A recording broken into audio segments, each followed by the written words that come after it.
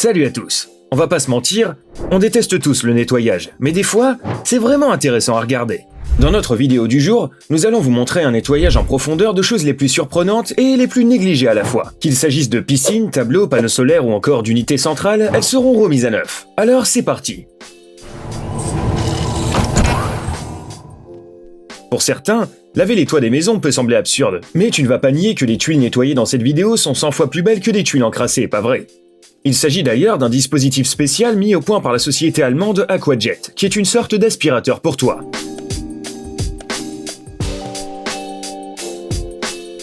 Le pétrole est l'une des substances les plus coriaces, et il est très difficile de s'en débarrasser, surtout lorsqu'il s'agit de déversement d'hydrocarbures en mer et à la surface des mers. Aux États-Unis, on a mis au point une méthode relativement bon marché, efficace et écologique pour les nettoyer. Une poudre spéciale capable d'absorber jusqu'à 10 fois son propre poids. Mais surtout, elle est très facile et sûre à collecter, car elle piège en quelque sorte le pétrole à l'intérieur. Cette poudre est fabriquée à partir de polysulfure et d'autres polymères. Voici à quoi ressemble le processus du nettoyage du pétrole dans l'eau en miniature.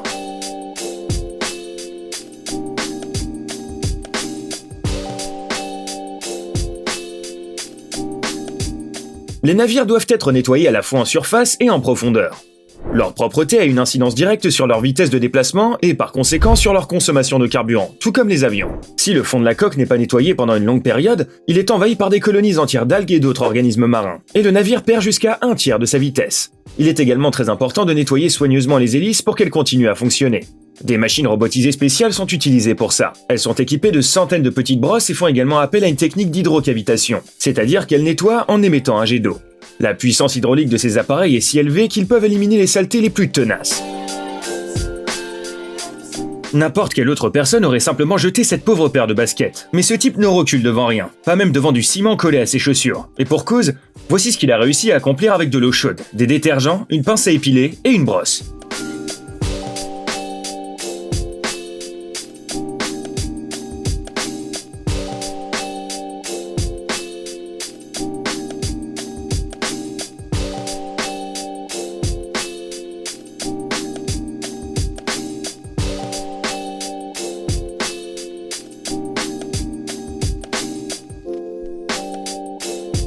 Voici à quoi ressemble le nettoyage d'un ancien revolver presque entièrement recouvert de rouille. Tout d'abord, l'arme est placée dans une solution spéciale pour éliminer la corrosion.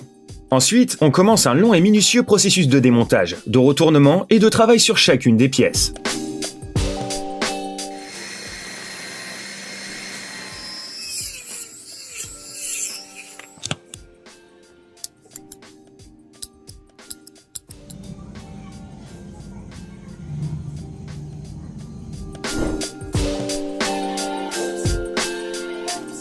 Aussi surprenant que cela puisse paraître, les objets en métal, en pierre et en verre particulièrement sales sont nettoyés avec du sable. D'ailleurs, cette méthode est même utilisée pour nettoyer des dents humaines. On pulvérise du sable ou une poudre spéciale à l'aide d'un puissant jet d'air. On utilise cette même technologie pour décaper les couches supérieures de la peinture des voitures.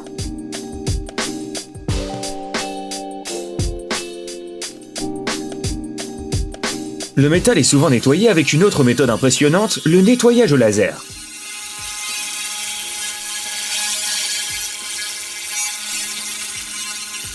L'avantage de cette technologie est qu'elle n'entre pas en contact avec le matériau, et n'endommage donc pas les surfaces fragiles. Elle est également extrêmement précise.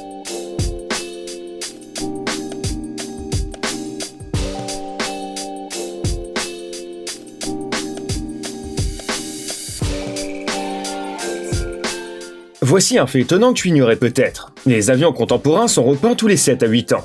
Cet Airbus A380 par exemple a été repeint par une équipe de pas moins de 34 spécialistes. Il a fallu 6000 heures de travail et plus d'1 tonne de peinture. Tout d'abord, l'ancien revêtement est nettoyé à l'aide d'un solvant. Ensuite, l'avion est recouvert de plusieurs couches d'après, de peinture en spray et de couches transparentes. Ce sont ces dernières qui font que les avions doivent être repeints au bout de quelques années. En effet, à cause des variations de température, la surface lustrée se craquelle, et il est strictement interdit de voler sur un avion dont le revêtement est endommagé. Cela est dangereux. Parfois, il est nécessaire de repeindre l'avion lorsque celui-ci est vendu à une autre compagnie. De plus, bien sûr, les avions sont régulièrement lavés, 2 ou 3 fois par mois s'ils sont utilisés activement. Pour cela, on a même inventé des machines modernes avec des brosses de nettoyage rotatives. Sans elles, le processus de lavage manuel prend beaucoup plus de temps, de 4 à 8 heures. D'ailleurs, les avions ne sont pas lavés uniquement pour des raisons esthétiques. La saleté sur la surface de l'avion augmente la consommation de carburant et affecte négativement l'aérodynamisme. C'est effrayant d'imaginer comment on en est arrivé là. Mais peu importe, car on peut même remédier à un tel désastre. Tout d'abord, il faut pomper toute l'eau sale de ce bassin. Ensuite, on lave le sol et on libère les grenouilles en captivité, s'il y en a, comme dans ce cas. Après cela, on enlève le revêtement des murs et du sol, s'il y en a un, et on nettoie tout ce qui se trouve en dessous. On a l'impression de pouvoir sentir même à travers l'écran. Le tout se termine par la pose d'un nouveau revêtement sur le béton séché, le remplissage de la piscine et sa remise à neuf.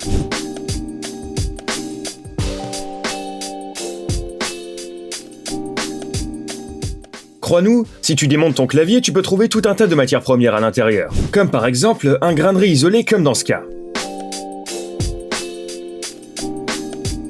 Mais admire donc ce travail remarquable. Au fait, l'unité centrale peut également accumuler beaucoup de poussière, mais ça fait du bien de voir que même de tels cas désespérés peuvent briller de mille feux une fois de plus. Here we go.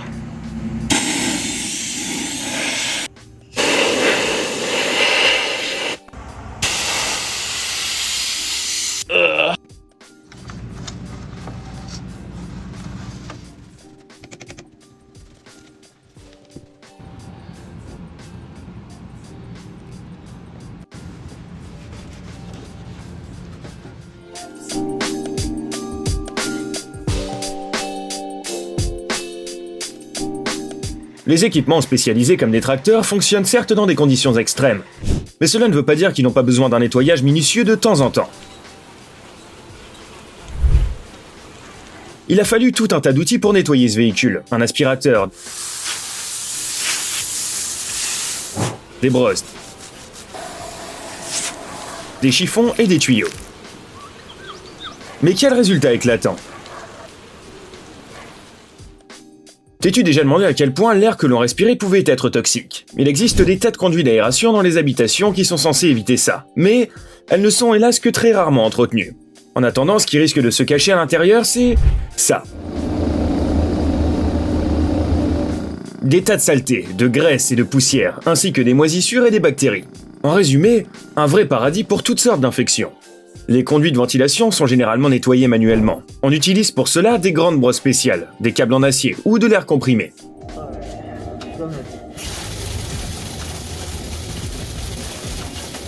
Et voilà le résultat.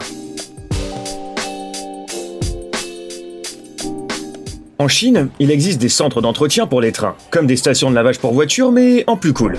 Tout est contrôlé par un ordinateur. Ils utilisent même un shampoing spécial avec un certain niveau d'acidité pour ne pas endommager le revêtement.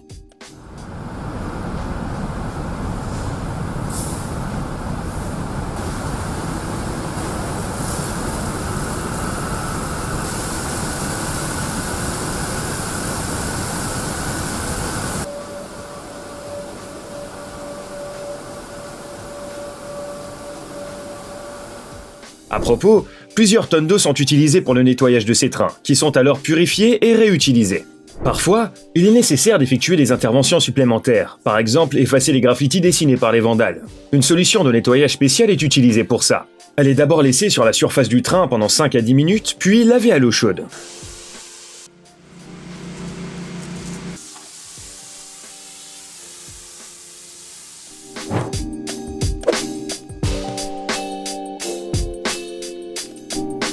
Qui aurait cru qu'il serait si agréable de contempler une restauration de vieux tableaux? Les spécialistes enlèvent généralement la saleté et le vernis jaunit la surface de la peinture pour lui donner un nouvel aspect.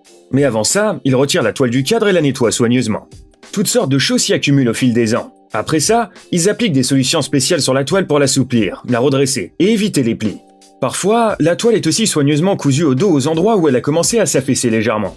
Enfin, le tableau est remis dans le cadre et recouvert d'une couche de vernis. De la peinture est ajoutée aux endroits où elle est nécessaire et le tableau est recouvert d'une dernière couche. Parfois, le processus est encore plus compliqué. Par exemple, lorsque le tableau est très endommagé et que ces couches doivent être examinées au rayon X. Nettoyer de tels dispositifs à la main serait non seulement très peu pratique, mais également très dangereux. C'est pourquoi les machines robotisées sont généralement utilisées pour le nettoyage des éoliennes. Elles éliminent la graisse aussi bien que le font les nettoyeurs les plus spécialisés. Les travaux de ces gadgets sont contrôlés par des opérateurs depuis une cabine située à proximité. Un tel camion a besoin d'un nettoyage adapté.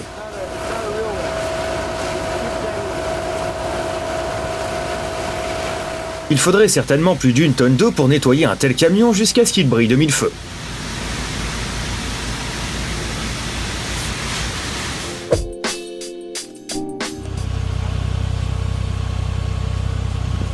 Les appareils de production d'électricité solaire sont fragiles et doivent donc être nettoyés avec le plus grand soin.